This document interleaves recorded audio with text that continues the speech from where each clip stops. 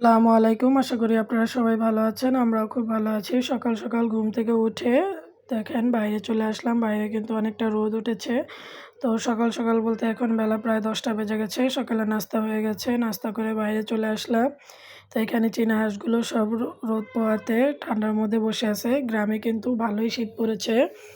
তো আমরা এখানে এসে আমাদের অনেকেরই প্রায় ঠান্ডা লেগে গেছে, কিন্তু এখন রোদে একটু ভালো লাগতেছে। তো সকাল সকাল এখন রেডি হয়ে যাব এখন বাজারে, মির্জাপুর বাজারে, সাপ্তাহিক বাজার আমাদের। তো ওই বাজারে সব রকমের সবজি, মাছ, দেশীয় মাছ সব কিছু পাওয়া যায়। তো সেখানে যাব। আর এই পাশে আমার কাকির বাগানটা দেখছি, দেখেন এখানে পেঁপে গাছে কতগুলো বড় বড় পেঁপে হয়েছে।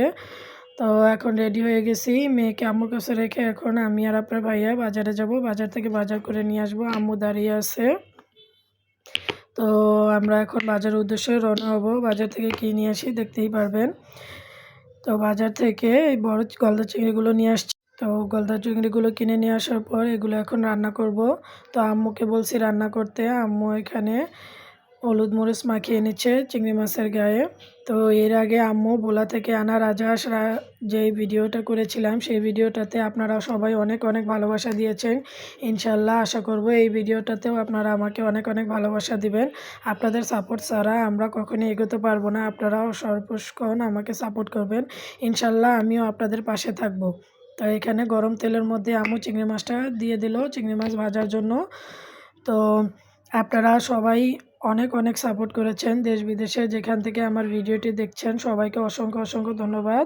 চ্যানেলে নতুন হলে চ্যানেলটি সাবস্ক্রাইব করে পাশেই থাকবেন। আর ভিডিওটি ভালো লাগলে একটি লাইক, কমেন্ট, শেয়ার করে সাবস্ক্রাইব করে আমার সাথেই থাকবেন। তো এখানে মাছ ভরে যাচ্ছে চিংড়ি মাছের রঙগুলো দাওয়াতেই। তো এগুলো কিন্তু আমি সেই মির্জাপুর বাজার থেকে কিনে আনছি। তো আমাদের রান্নাঘরের পিছনে কিন্তু ধান চাষ করা হয়েছে। এর আগের বার ধান দেখিয়েছিলাম, তখন ধান ছিল না, তখন পিছনে কিন্তু গজানো হয়েছিল। এখন দেখেন সেই ধানগুলো কত বড় হয়ে গেছে। দেখেন ধানগুলো কিন্তু পেকে গেছে। আর কিছুদিন পরে ধানগুলো কেটে নেওয়া হবে। তো পিছনের এই জায়গাটা পুরো শুকনো হয়ে যাবে। ধান খেতের পিছিয়ে কিন্তু হচ্ছে শালবন। এখানে এই পাশে আমার চিংড়ি মাছগুলো কিন্তু ভাজা হয়ে যাচ্ছে প্রায়। রঙগুলো কিন্তু চিংড়ি মাছগুলো উল্টে দিচ্ছে আম্মু। আর আম্মু এখানে বসে বসে রান্না করছে। চিংড়ি মাছের মালাইকারিটা অনেক সুন্দর রান্না করে। আর আমার মেয়েরা ওই পাশে খেলাধুলা আমার খুবই পছন্দ। ইভেন আমার মেয়েরা দেখেন আমার বোন কোথা থেকে জানি গোলাপ ফুলটা নিয়ে আসছে, হয়তো কাকির বাগান থেকে গোলাপ ফুলটা ছিঁড়ে নিয়ে আসছে। কাকির বাগানের গোলাপ ফুল, এগুলো ছোট ছোট গোলাপ। তো আমরা এখানে মাছ নিয়ে আসছে। আর এই রান্নাঘরটা হচ্ছে আমার দাদার বাড়ির অনেক আগের রান্নাঘর। আমরা বিশেষ করে গ্যাসের চুলায় রান্না করি, কিন্তু গাজীপুরে আমরা যদি আমি বা আপনাদের ভাইয়া চ্যানেলে নতুন হলে তারা মাটির চুলায় রান্না করে। তার কারণ হচ্ছে মাটির চুলায় মাছটা ভাজা হয়ে গেছে, যে কোনো কিছুকে উঠিয়ে নেবে। মাটির চুলায় রান্না করা হয়, সবকিছুই অনেক ভালো লাগে। তো এখানে মাছটা ভাজা হয়ে গেছে, এখন মাছটা উঠিয়ে নিবে। তো আম্মু এখানে তেলটা দিয়ে দিচ্ছে। তো আম্মু আমাকে জিজ্ঞেস করতেছে আর কত দিবে তেল দিবে। তো আমি তেল মশলা একটু কম খাই, আমরা একটু বেশি খাই, সেজন্য জিজ্ঞেস করতেছিল। তো তেলের মধ্যে এখন পেঁয়াজ বাটা আর হচ্ছে নারকেল বাটাটা দিয়ে দিয়েছে। তো এখন এটাকে খুব সুন্দর করে ভেজে নিবে। এতে এখানে ব্লেন্ডারে যেই মশলাটা ছিল সেটাকে একটু ধুয়ে পানিটা দিয়ে দিল। এখন এখানে আদা রসুন জিরা বাটাটা দিবে। তো আদা রসুন জিরা বাটাটা দিয়ে ভালো করে মিক্স করে নিবে। তো চিংড়ি মাছ বলতেই অনেক অসাধারণ একটি খাবার। চিংড়ি মাছ দিয়ে যে কোনো কিছু রান্না করলেই আমার খুব ভালো লাগে, সব কিছু। এতে করলা ভাজি হোক বা আলু দিয়ে হোক বা অন্য কোনো সবজি দিয়ে হোক, আমার চিংড়ি মাছটা খুবই পছন্দের পার্সোনালি। এবং আমার মেয়ের, আমার বাসার সবাই প্রায় চিংড়ি মাছ অনেক পছন্দ করে।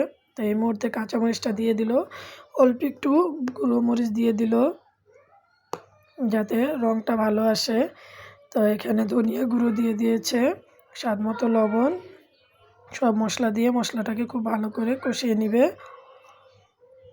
তো মশলাটা এই পর্যায়ে এখন এখানে এলাচ দারচিনিগুলো দিয়ে দিবে। এলাচ দারচিনিগুলো সুন্দর করে, তো মশলাগুলোকে ধুয়ে আম্মু দিয়ে দিল। আর এই পর্যায়ে চিংড়ি মাছগুলোও দিয়ে দিল, একবারে সুন্দর করে কষিয়ে নেবে। কষানো মশলাটা তো আগে থেকেই কষানো হয়েছিল, এখন সুন্দর করে ধুয়ে পানি দিয়ে দিল। আর মাছটাকেও দিয়ে দিল যাতে ভেতরে সুন্দর করে সেদ্ধ হয়। তো মাছের রঙটা কিন্তু খুবই দারুণ লাগছে। তো আশা করি আর বেশিক্ষণ লাগবে না, অল্প সময়ের মধ্যে হয়ে যাবে। তো এখানে ঢাকনা দিয়ে একটু কিছুক্ষণের জন্য দিয়ে দিল। এই তো আমাদের হয়ে গেছে মাছের আমার চিংড়ি মাছের মালাইকারি। তো দেখতে খুবই সুন্দর লাগছে, ইনশাল্লাহ খেতেও হয়তো অনেকটা ভালো লাগবে। আপনারা সবাই ভালো থাকবেন, সুস্থ থাকবেন। আল্লাহ হাফেজ।